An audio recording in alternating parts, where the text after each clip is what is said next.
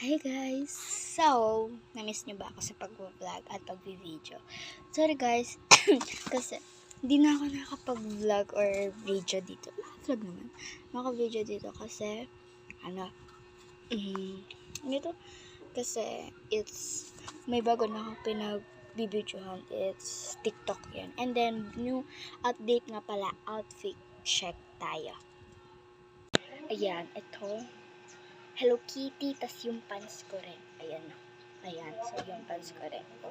Kitty. So, bale, from TikTok shop, and from Binayuyo. So, all pink si Ante niya, be. Ayan no, all pink. So, yan, all pink. Pero may design na clowny. Ayan, so, invite kasi tayo sa birthday, be.